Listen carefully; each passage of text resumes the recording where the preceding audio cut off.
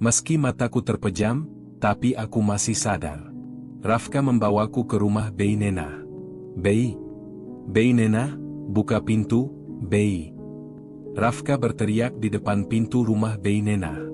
Pintu dibuka dari dalam. Ya Allah, Neng kenapa ini? Bei Nenah panik melihatku terkulai di pangkuan Rafka. Nak Rafka, Neng Ica kenapa? Lelaki itu membaringkanku di ruang tengah. Bei Nenah mendekat ke arahku.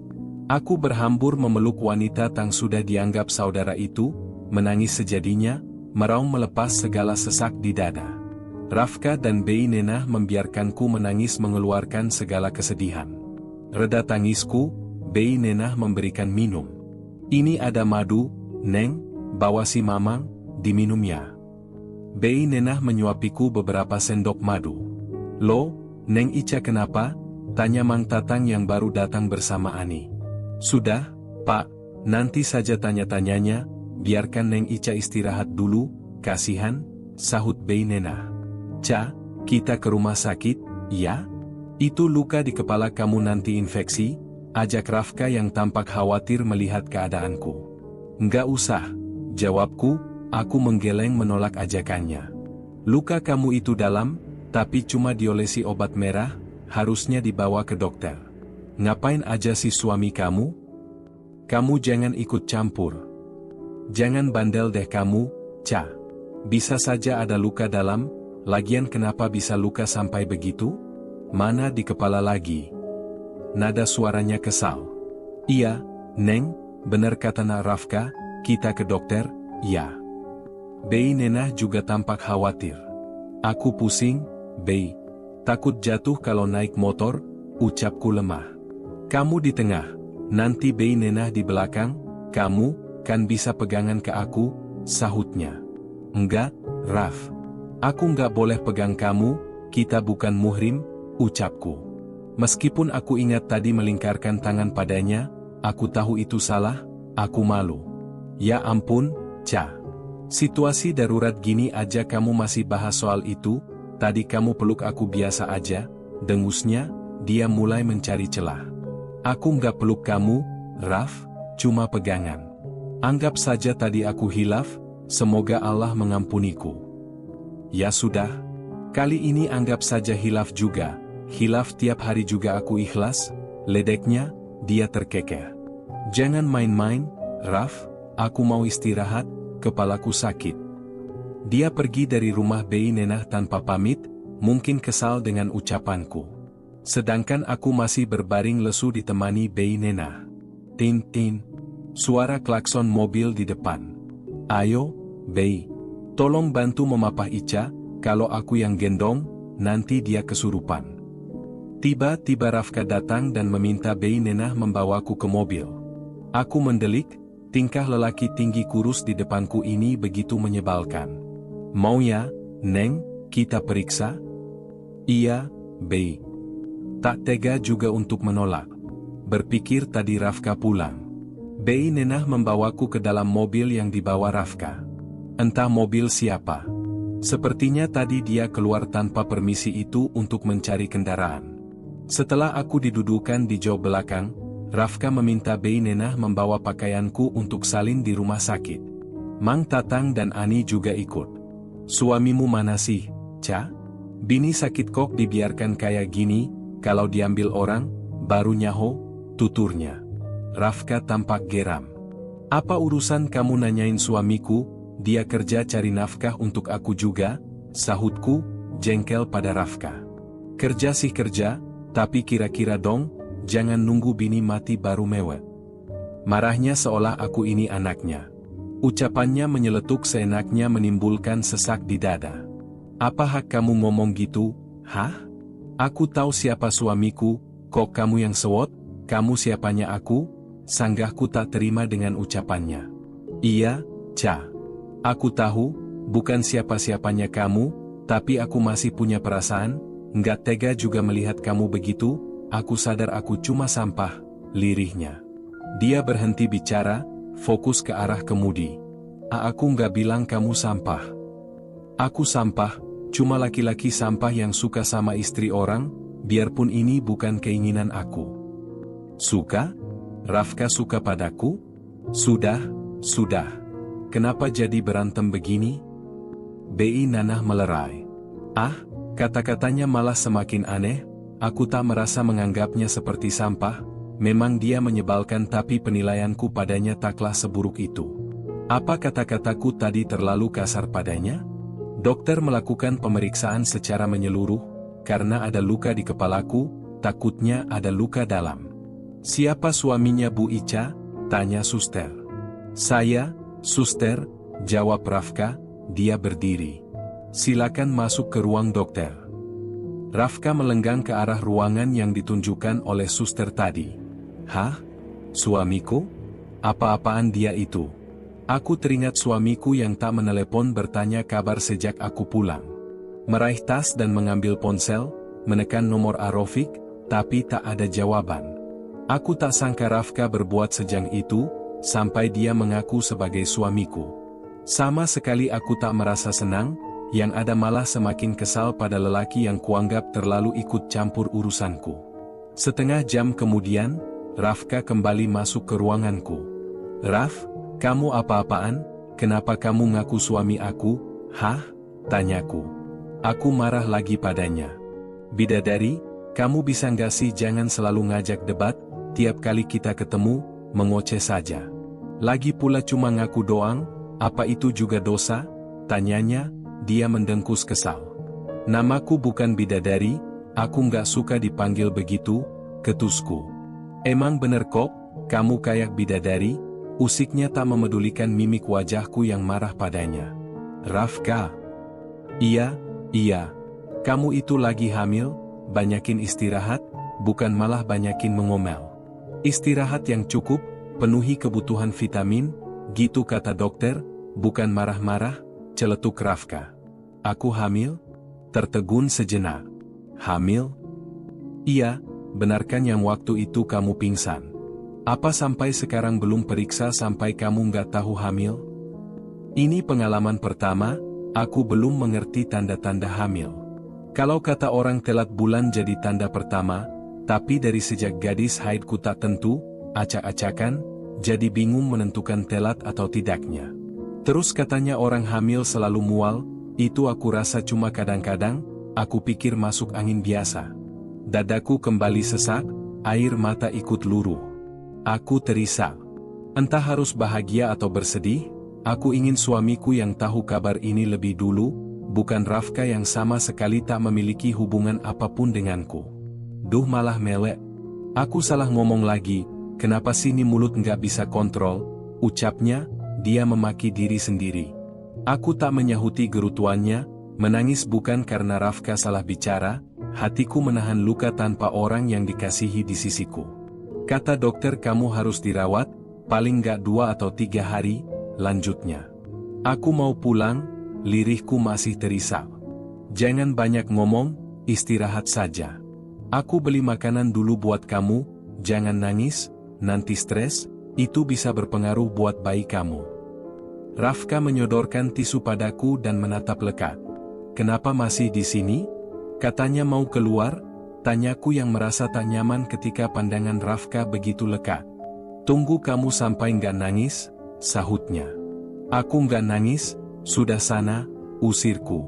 Malu jika Rafka terus pemerhati seperti itu. Aku takut salah mengartikan kebaikannya. Iya, aku panggil Bei Nenah, gantian jaga kamu. Rafka berlalu meninggalkanku.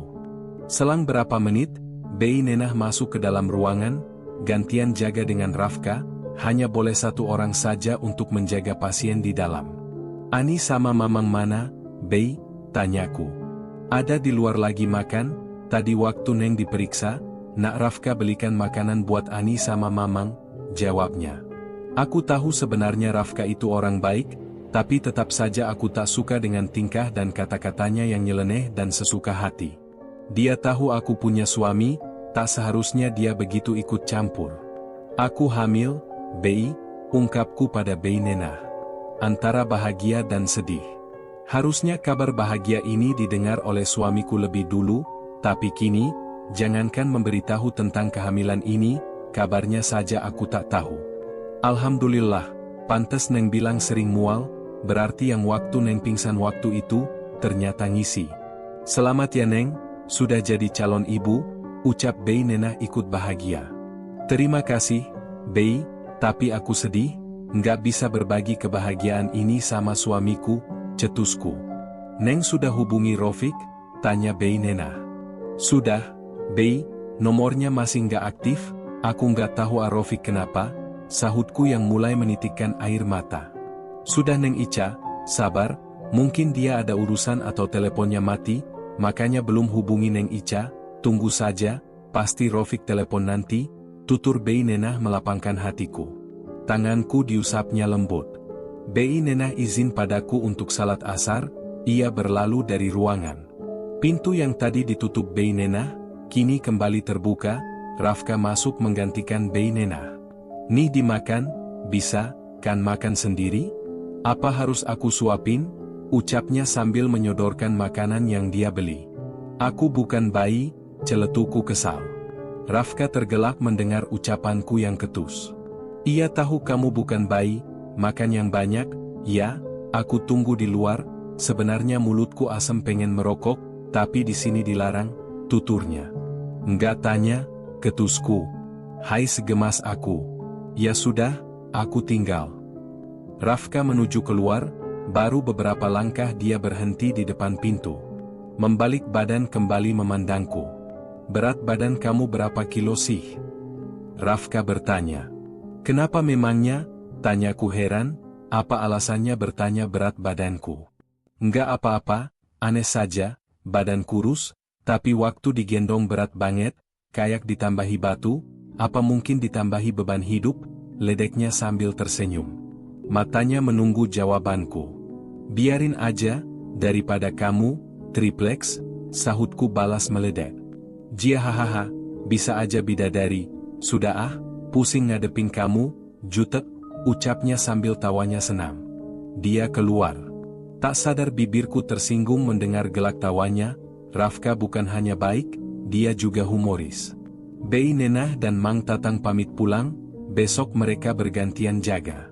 Aku minta tolong Mang Tatang agar memberitahu Bapak, bahwa aku sedang dirawat. Aku sudah menghubungi Rofik, tapi dia tak menelepon balik. Berkali-kali ku teleponi suamiku, tapi handphonenya sekarang tidak aktif. Ku kirim pesan, bahwa aku tengah dirawat di rumah sakit, berharap dia menelepon dan menyusul. Kalau nanti aktif nanti dia baca, aku rindu suamiku, ingin berbagi kebahagiaan ini. Kami akan punya bayi. Bapak datang menemuiku, ia tampak iba dan sedih melihat keadaanku. Ia bertanya apa tang terjadi. Neng gak apa-apa, Pak, jawabku berbohong. Aku tak ingin membuat Bapak semakin khawatir. Jangan bohong, Neng. Masa kepala luka begitu bilangnya gak terjadi apa-apa, ucap Bapak. Beliau pasti tahu aku berbohong. Paham betul sikap anaknya bagaimana. Aku pun menceritakan semua pada Bapak tentang kejadian di rumah mertua. Astagfirullah, Bapak pikir Neng akan aman tinggal di sana, Bapak kecewa sama Rofik, sampai nggak bisa jaga anak Bapak, sudah Bapak peringatkan, makhluk itu akan kejar Neng kemanapun, tukas Bapak kesal. Maafkan Rofik, Pak, pintaku agar Bapak tak kesal. Aku tahu beliau sangat sayang pada anaknya, tapi aku masih sayang pada suamiku. Sudah jangan banyak pikiran, istirahat, jaga calon bayi Neng baik-baik, tutur Bapak. Malam, Rafka pamit pulang sebentar, ia bilang akan kembali setelah salin. Bapak memintanya datang besok pagi saja, malam ini ada Bapak dan Diar yang menjagaku. Terima kasih Nak Rafka, sudah menjaga dan membawa Aisyah ke sini, ucap Bapak. Sama-sama, Pak, nggak usah sungkan, Ica sudah sangat baik sama Bei Nena. Mereka keluarga saya, malah saya yang harusnya berterima kasih, sahut Rafka.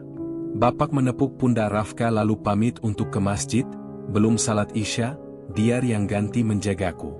Nama kamu Aisyah ternyata, nama yang cantik, secantik orangnya, ungkap Rafka. Sudah sana pulang, usirku. Tadi aku kasih tahu dokter nama kamu Ica, enggak tahu. Iya, sana pulang. Iya Aisyahku, bidadari yang cantik, istirahat ya, Tidur yang nyenyak, cetusnya. Apa? Aisyahku? Kamu waras? Mataku terbelalak. Kalau di depan kamu, kadang aku jadi kurang waras, sudah ya aku pulang, lihat kamu juta aja bisa bikin aku hilang kewarasan, apalagi kalau senyum, bisa-bisa aku terjungkal, cicitnya sambil terkekeh. Ah, benar-benar menyebalkan. 2 hari sudah aku dirawat dan akhirnya dibolehkan pulang. Namun, Arofik tak kunjung datang menemuiku. Tiap hari aku melihat handphone yang tak kunjung berbunyi, ku teleponi pun tetap saja tak aktif. Kalau saja aku punya nomor keluarganya, tanpa malu aku akan menelepon, aku sangat ingin bertemu Arofik. Bagaimana bisa sejak kepulanganku, dia sama sekali tak menghubungi apalagi menjemputku rumah sakit. Aku bertanya-tanya, apa terjadi sesuatu pada Arofik? Aku merindukannya. Selama aku dirawat, Bapak, Rafka dan Bey Nenah telaten menjagaku. Sedihku kian menumpuk, Arofik sama sekali tak peduli padaku. Ketika orang lain tidur dengan lelap, aku menangis lirih. Selalu menggumamkan nama suamiku, berharap dia segera datang dan menjadi pengobat luka hati. Aku pulang dari rumah sakit, berharap ada Arofik di rumah dan memberi alasan bahwa handphonenya rusak, hingga sulit menghubungiku dan tak tahu istrinya ini dirawat. Akan kukabarkan kebahagiaan ini dan menangis di pelukannya karena sangat rindu. Namun rumah kontrakanku kosong, tak ada tanda-tanda suamiku pernah pulang ke kontrakan. Ada apa dengan Arofik, tak rindukah dia padaku? Kenapa dia membiarkanku begini? Bukannya dia juga tahu kalau aku sakit terkena lemparan kursi waktu kakaknya kerasukan? Perasaanku jadi tak karuan, membayangkan yang bukan-bukan, khawatir terjadi sesuatu padanya. Bisa saja suamiku itu sakit hingga tak pulang. Apa Rofik nggak pulang, Neng? Nggak ada, Pak. Aku menggeleng hampa. Pak, aku mau ke rumah mama saja, nemuin Arofik, mungkin dia pulang ke rumah mama mertua, aku khawatir mungkin Arofik sakit. Jangan, Neng, kondisi Neng belum pulih benar. Harusnya Rofik langsung pulang ke sini dari tempat kerja, ini malah nggak ada kabar sama sekali, ucap Bapak tanpa kesal. Iya, Pak, aku tunggu saja sampai Arofik pulang, mungkin sore dia pulang, aku harus menjaga kandunganku. Ini cucu pertama bagi Bapak, dia pasti sangat khawatir. Apa dia nggak ada hubungi, Neng? Kayaknya HP Arofik rusak, Pak. Aku memberi alasan membela suamiku. Kamu nggak mau ikut ke rumah Bapak? Enggak, Pak, aku nunggu Arofik. Ya sudah, Bapak pulang dulu. Namun hingga menjelang sore, Arofik tak kunjung pulang, apa dia lembur? Menelepon pun tetap saja nomornya tak aktif. Ada apa dengan suamiku? Hari demi hari aku menunggu kabar dari Arofik, yang aku tak habis pikir, nomornya tak pernah aktif semenjak aku pulang dari rumah mama mertua. 1 minggu sudah berlalu, tak henti ku coba menghubunginya, kali ini ponsel suamiku itu aktif, terdengar dari nada sambungnya. Aku girang bukan main, tak lama, panggilanku tersambung. Halo A, Assalamualaikum. A kemana aja, adek kangen, ucapku senang tak terkira. Rinduku sangat membuncah, 1 minggu tak bertemu dan mendengar suaranya, rasanya seperti setahun. Dasar wanita jalan. Suara iparku terdengar menggelegar. Aku tersentak mendengar makiannya yang menyebutku jalang, entah apa maksudnya. Kenapa malah Kak Wulan yang menjawab panggilan? Arofik mana? Tanyaku tanpa basa-basi. Dari sana terdengar Kak Wulan memanggil Arofik dan menyerahkan telepon. Halo. Suara suamiku mengambil alih telepon. Ada apa kamu menelepon? Tanya Arofik kasar. Lo? Kenapa suamiku begini? Dia tak lagi memanggilku dengan panggilan, Adek. Adek kangen, A, kenapa A nggak pulang? Sahutku menahan tangis. Aku benar-benar rindu, menangkap perubahan sikap dari nada suaranya hatiku sedih. Di hari kamu pulang pagi itu, sore itu aku juga pulang ke rumah, tapi apa? Aku melihat dengan mata kepalaku, kamu melacurkan diri, bergumul dengan lelaki lain di kamar, tempat aku tidur dengan istriku. Jadi gitu kelakuanmu selama nggak ada aku di rumah? Hah? Aku mengorbankan seluruh waktuku untuk menafkahi kamu, tapi inikah balasanmu? Tega bermain curang di belakang, marahnya meledak. Kudengar suaranya bergetar. Adek nggak ngerti apa maksud A? Pulang dari rumah mama, adek langsung dirawat di rumah sakit, A. Nggak usah banyak alasan. Kalau cuma kabar saja dari orang lain, aku nggak akan semarah ini. Tapi mataku sendiri melihat dengan jelas apa yang kalian lakukan di kamar. Aku benar-benar nggak ngerti apa yang A bicarakan. Tolong jangan begini, A. Belum 1 tahun kita nikah, kamu sudah tega mengkhianati ikatan suci pernikahan kita, tega kamu. A, aku nggak ngerti A ngomong apa. Memang adek diantar Rafka, tapi bergumul di kamar? Selingkuh? Apa maksudnya itu? Adek nggak ngerti A, jawabku yang mulai tak tahan. Aku mulai menangis dan meminta penjelasan atas tuduhannya. Jangan bohong kamu, aku melihat dengan mata kepalaku sendiri kamu tercinta sama dia, suamiku kuku.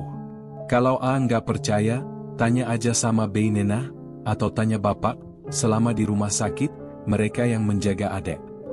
Air mataku sudah tak terbendung. Alasan, mereka sama saja, pembohong, bentaknya. Astagfirullah, Arofik sampai sanggup berkata bapak berbohong. Adek mohon, pulang dulu, A, adek bisa jelaskan, rayuku pada Arofik yang tengah berapi-api. Dengarkan baik-baik. Kamu Aisyah binti Hanafi, hari ini aku menalakmu dengan talak 3, nggak ada yang harus aku pertahankan dari rumah tangga dengan pelacur seperti kamu. Mulai detik ini, kita bukan lagi suami istri. Talak? MA maksud A? Sambungan terputus. Aku mendekap mulut, air mata mengalir semakin deras. Talak 3? Apa benar yang kudengar tadi? Ada apa ini? Ada apa dengan Arofik? Kepalaku pusing, mual kembali menjalar. Bumi terasa menggelegar mendengar ikrar talak yang meluncur dari bibir Arofik. Aku tak mengerti apa yang sedang terjadi. Seolah-olah suamiku sedang teraniaya, menuduhku berselingkuh. Hingga sanggup mengucap talak, aku bingung dan tak mengerti. Tangisku kembali pecah, meraung dalam kesendirian, hilang sudah tempatku bermanja. Aku belum bisa terima keputusan Arofik, harus segera menyusulnya dan memberi penjelasan. Masih sangat mencintainya, apalagi aku tengah mengandung bayinya, buah cinta kami. Aku pergi menyusul kembali ke rumah mertua, tanpa memberitahu siapapun termasuk Bey Nena, hanya ingin segera bertemu suamiku, dan menjelaskan semuanya. Selama jauh, tak pernah terbesit untuk selingkuh, setia menunggu sebagai istri. Malam aku sampai di rumah mertua, berdiri di teras, lalu mengetuk pintu. Menunggu berapa lama, pintu terbuka. Kak Wulan berdiri di sana dengan tatapan tak suka. Ngapain wanita sial ini datang ke sini?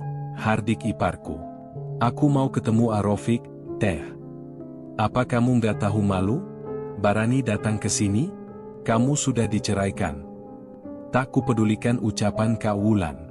Tujuanku hanya satu, bertemu Arofik. Kulihat dia baru saja keluar dari kamar mandi, aku menghambur memeluknya. Apa-apaan ini? Lepaskan. Bro. Aku didorong, tersungkur. Aa, tatapanku mengiba padanya. Kita sudah nggak ada hubungan apa-apa, haram buat kamu sentuh aku. Apalagi wanita seperti kamu, jangankan menyentuhku, untuk menginjak kaki di rumah ini juga aku haramkan. A, tolong jelaskan, ada apa ini? Aku nggak ngerti kenapa A ceraikan adek. Kamu wanita penzina, yang berpura alim, sembunyikan kebejatan di balik hijab. Astagfirullah, A ngomong apa? Tolong kita bicarakan baik-baik. Arofik berlalu meninggalkanku, tanpa peduli air mata dan wajah lelahku. Sikap Arofik selama ini sangat penyayang, tak mungkin berubah secepat ini. Aku berlari mengejar dan memegang kakinya, bersimpuh. A nggak bisa ceraikan adek lagi hamil, jelasku. Berharap dia bahagia mendengar kabar ini. Hamil? Iya, A, adek hamil. Aku menengadahkan kepala menatapnya. Sedang air mata tak henti berderai. Iya, anak lelaki jahanam itu, kan? Entah sudah berapa lama kalian melakukan itu di belakangku. Kakinya diayunkan ingin lepas dari dekapanku.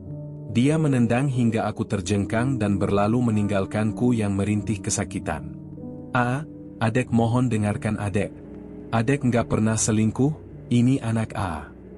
Aku meraung mengejarnya, dia masuk ke kamar mengunci pintu. Aku berteriak memanggil namanya sambil menggedor. Buka pintunya, A. Dengarkan penjelasan adek, panggilku sambil tak henti menangis berteriak memukul pintu. Berisik. Sana pulang kamu udah nggak ada hubungan apa-apa lagi di sini, maki Kak Wulan sambil berkacak pinggang. Bantu aku jelaskan sama Rofik, aku nggak selingkuh, Aku mohon. Pulang kamu.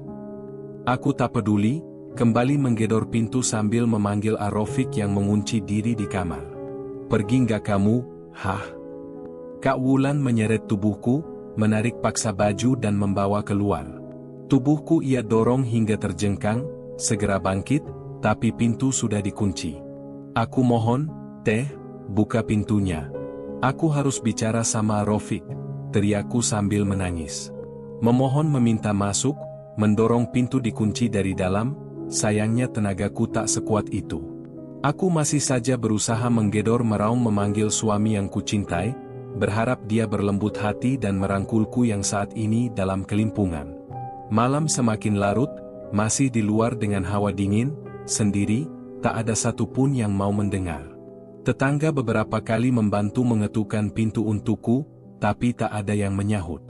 Ya Allah, kuatkan aku. Tak ada harapan, Rofik sama sekali tak memedulikanku. Kenapa suami yang selama ini tampak begitu mencintai, tega berbuat begini? Membiarkanku dirundung duka dan kepedihan. Akhirnya mengalah pulang dengan hampa, untung saja masih ada bis jurusan ke kampungku.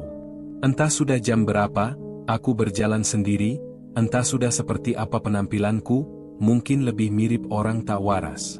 Saat sampai di kontrakan, aku tersungkur di kamar, menangis meratapi nasib. Lelah menangis, berganti isakan. Tak menyangka cinta Rofik sebatas ini, mudah goyah tanpa mencari bukti. Tak sangka pula jodoh kami sampai di sini, diceraikan tanpa tahu apa salah dan dosaku padanya. Meringkuk dengan hati dan tubuh yang letih, air mata tak juga mau berhenti, mengalirkan airnya menandakan aku sangat terluka. Meratapi nasib diri dengan sakitnya yang tak terperi. Bro, tiba-tiba seperti ada tubuh mengimpitku, begitu besar dan berat, tapi tak terlihat. Aku meronta dan menjerit, rambutku dijambak. Rambutku ditarik hingga ke pintu luar, tapi tak kutemukan siapa pelakunya. Mataku melihat ke atas, apa ada sesuatu atau apa yang tak terlihat. Hening.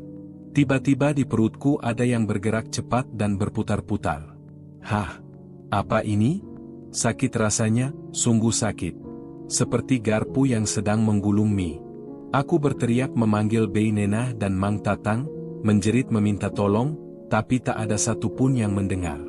Arg sakit, Bapak. Ibu, tolong, jeritku sekuatnya sambil memegang perut yang teramat sakit. Berharap ada yang mendengar, tapi jeritanku sia-sia. Tak ada satupun yang mendengar tuntutan sakitku. Darah segar mengalir dari jalan lahir, perutku seperti dikuras. Aku terus menjerit meminta tolong, tapi di luar sunyi. Apa tak ada satupun yang mendengar jeritanku? Aku mohon siapa saja, selamatkan aku. Aku memutar kunci, hendak keluar, tapi sama sekali tak bergerak, kunci tak bisa diputar, ada apa ini? Perlahan aku beringsut ke kamar, mengambil ponsel, kutekan nomor Rofik, meminta tolong. Lebih dari 10 kali aku menelepon, tak sekalipun diangkat. Aku mulai lelah, penglihatan buram. Sedangkan darah semakin banyak keluar, dengan sakit yang luar biasa, hingga keringat dingin membanjiri tubuh. Iya, Rafka. Terlintas nomor laki-laki itu. Aku bangun perlahan membuka laci, nomor yang diberikan Rafka ada di sana. Dengan bergetar kutekan nomor itu, darah yang terus mengalir membuat kepalaku mulai berkunang-kunang. Ya Allah kuatkan aku, bantu aku ya Rab. Tut. Panggilan tersambung. Halo. Suara di sambungan telepon menahan kantuk. Raf, tolong Raf. Siapa ini? Rafka, tolong.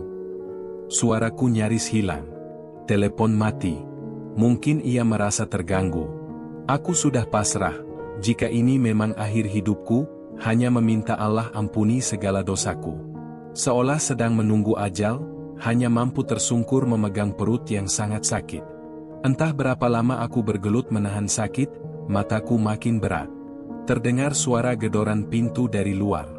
Ca, Ica, buka Ca. Suara itu? Rafka? Dia datang? Aku menguatkan diri, beringsut sambil menahan sakit menuju pintu depan. Kalau aku lihat di film-film, begitu mudahnya orang mendobrak pintu dengan beberapa tendangan saja langsung terbuka, tapi ini, terus didobrak oleh Rafka dari luar juga tak kunjung terbuka. Apa karena Rafka setipis triplex hingga sulit mendobrak pintu? Napas terengah, begitu sulit beringsut dari kamar menuju pintu depan dengan keadaan begini. Meski dengan perlahan, akhirnya sampai juga. Kurai gagang pintu, kuputar kunci. Kali ini pintu bisa terbuka. Rafka, ya Allah Ica. Tolong, Raf, sakit. Rafka berhambur ke arahku. Kamu kenapa, Ca? Kenapa banyak darah begini? Rafka menggendongku, membawa keluar. Ditendangnya beberapa kali pintu rumah Bei Nenah. Bei Nenah membuka pintu dengan wajah kusut dan masih mengantuk. Dia tersentak melihatku terkulai di pangkuan Rafka. Kenapa Neng Ica, nak Rafka? Tanya Bei Nenah panik. Aku nggak tahu, Bei.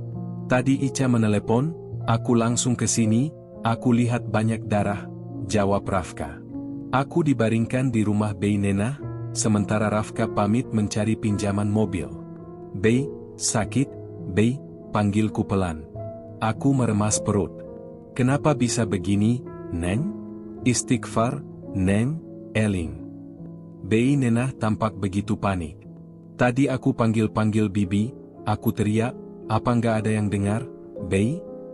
Aku meringis kesaktian. Nggak ada, Bibi nggak dengar apa-apa, jawabnya.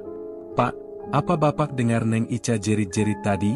Tanya Bei Nenah pada suaminya yang baru bangun tidur terganggu olehku dan Rafka. Ani juga ikut bangun dan kebingungan. Tenggorokanku terasa sangat kering.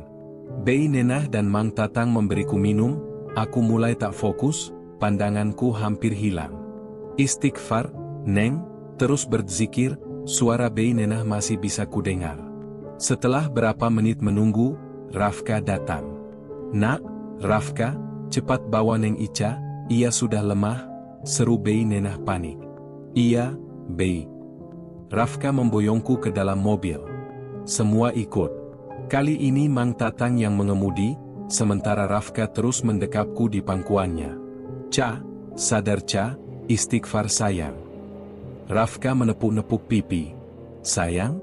Jangan Raf, jangan begini. Aku mohon. Ingin aku berkata, tapi sudah sangat lemah, mulutku tak bisa lagi bergerak. Dia mengguncang-guncang pipiku, tampak air mata luruh dari maniknya, rasa cemas dan panik jelas tergambar dari raut wajah Rafka. Ya Allah Ca, kuat ya Ca, bertahan sayang, demi bayi kamu. Kini dia menangis mendekapku, seperti seorang suami yang takut kehilangan istrinya. Rafka terisak. Cepat Mang, kasihan Ica, darahnya sudah banyak keluar. Rafka memelukku erat, air matanya mengalir deras membasahi wajahku. Aku tahu ini salah, tak seharusnya Rafka begini.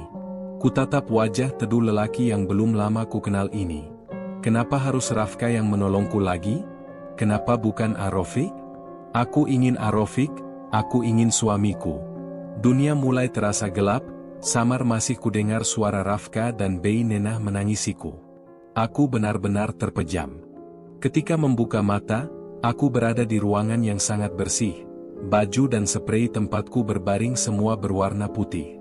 Melirik ke sebelah kanan, beberapa selang yang terpasang di tiang penyangga tersambung ke tanganku. Terdengar suara pemantau detak jantung, bunyinya tenang dan teratur. Di mana ini? Masih hidupkah aku? Apakah ini rumah sakit? Tapi ruangan ini lumayan luas dan ranjangnya cuma satu, lalu pasien yang lain di mana? Mengingat kejadian yang kualami sebelum dibawa ke sini. Baru ingat, tadi aku bergelut melawan sakit, entah perbuatan siapa, karena sosok itu tak dapat kulihat. Kulirik di bawah lantai, ada seseorang yang tidur di atas kasur yang tergelar di sana. Rafka? Aku ingin bangun, tapi sulit. Ada seseorang masuk. Ibu sudah sadar? Saya suster yang jaga malam ini. Ibu, saya periksa dulu, ya, ucapnya lembut. Sambil memeriksa dengan teliti. Ini jam berapa, sus? Tanyaku. Tak ingat berapa lama aku tak sadarkan diri. Suster menunjuk jam yang menggantung, ternyata jam 4 pagi. Aku meminta tolong suster agar membantuku duduk. Saya kenapa, suster? Tanyaku penasaran. Ibu habis kuretase. Kuret? Tanyaku lagi setengah terkejut. Iya, Bu. Janin ibu sudah hancur, makanya harus segera dikeluarkan. Ibu juga kehilangan banyak darah, untung saja segera dibawa ke sini, jelas suster. Janinnya hancur? Aku menutup mulut setengah tak percaya, tangan meraba perut. Calon buah hati yang menjadi harapanku, kini sudah tiada. Sabar, Bu. Suster tampak iba dan mengusap tanganku lembut. Setelah suster selesai dengan tugasnya, ia berlalu meninggalkanku. Aku mengusap perut, hanya beberapa minggu saja calon buah hatiku dan Arofik berada di rahimku.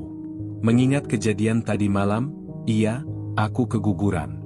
Namun, apakah rasanya sesakit itu?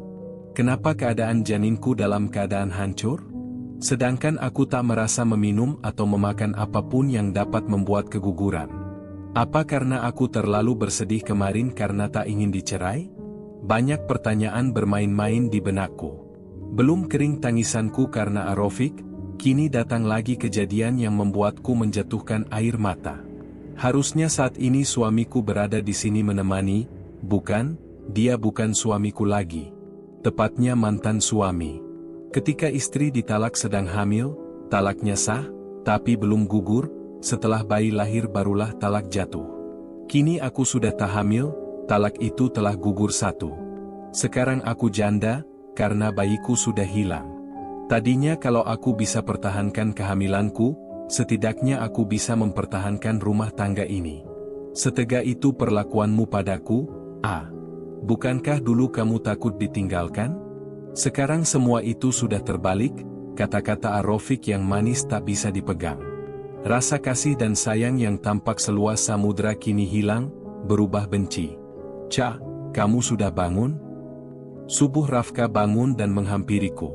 Aku tak dapat tidur lagi hingga subuh tiba, memikirkan apa yang baru terjadi kehilangan dua sosok yang aku cintai dengan serentak. Bei Nenah mana? Tanyaku. Aku minta mereka pulang. Pak RT menelepon nanyain mobil, katanya ada keperluan mendadak, mau dipakai, jawab Rafka. Oh, aku harap kamu sabar. Aku sudah ikhlaskan, sahutku. Sekuat mana mempertahankan, tapi jika bukan takdirku, bayi dan Arofik tak dapat kumiliki. Kamu sudah tahu, kalau...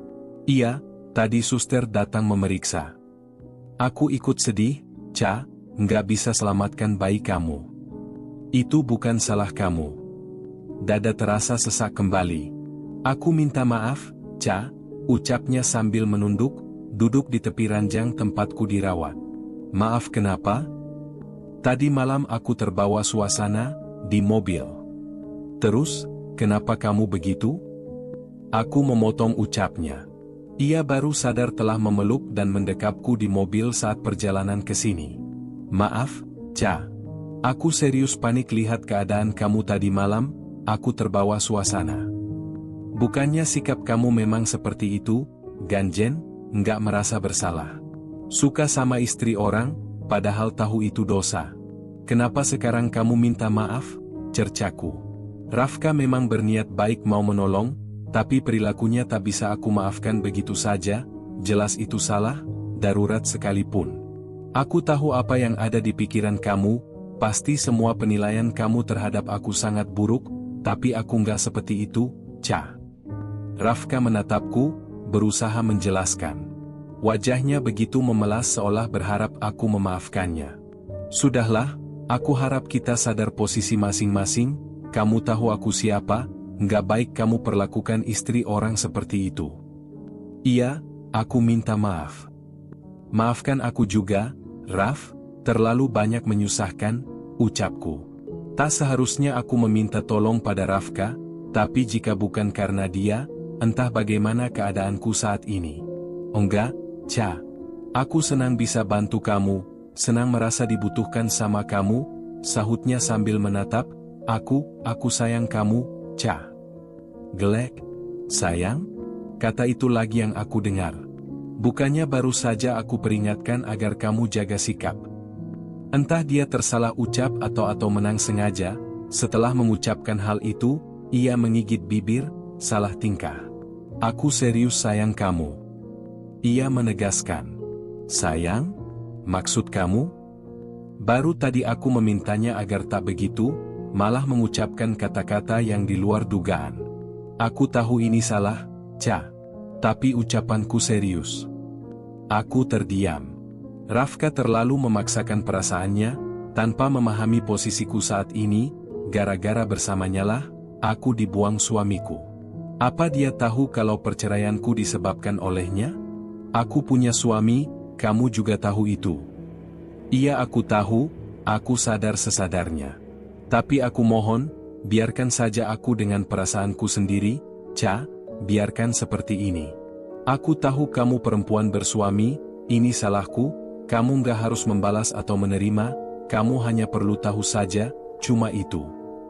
Rafka makin tertunduk. Kenapa secepat dan semudah itu kamu bilang sayang? Kamu baru kenal aku, Raf. Kamu juga tahu aku ini istri orang. Aku gak bisa jelaskan, Ca. Semua terjadi di luar nalar, di luar keinginanku. Aku nggak bisa tolak semua ini, kalau aku cerita, kamu nggak mungkin percaya. Sudahlah, Raf, biarkan aku sendiri.